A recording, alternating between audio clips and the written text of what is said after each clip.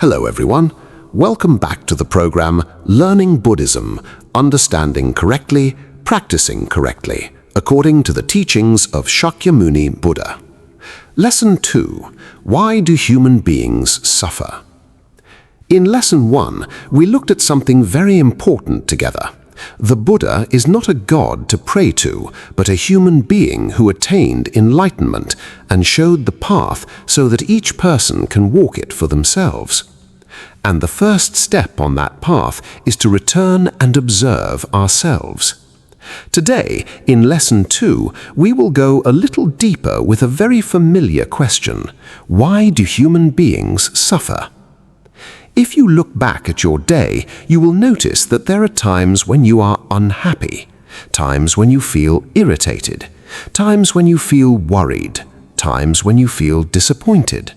Sometimes these feelings are very obvious, but sometimes they are only a faint discomfort that is hard to describe. In Buddhism, all of these states are generally called suffering or dukkha. Suffering here does not only mean great pain, it also includes feelings of dissatisfaction, discomfort, incompleteness, or things not going the way we want.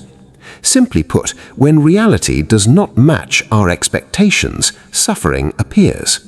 For example, you want others to understand you, but they do not.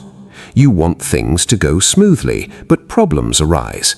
You want to keep something, but it changes or disappears.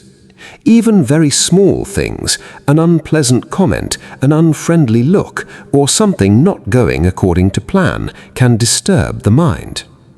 If you look more carefully, you will notice one common point. Suffering often appears when reality is different from what we want. We want everything to go our way, but life does not work like that. And it is this not getting what we want that creates discomfort. Understanding this is not meant to make us pessimistic. Rather, it helps us begin to see something clearly. Suffering does not come only from outside conditions, but is deeply connected to the way we react inside ourselves. So, in summary, today's lesson is about suffering and why we suffer. If you understand this already, here is today's practice exercise for you. Throughout the day, whenever you feel uncomfortable, even slightly, you do not need to do anything complicated. Just pause for a moment and simply recognize, discomfort is here. That is enough.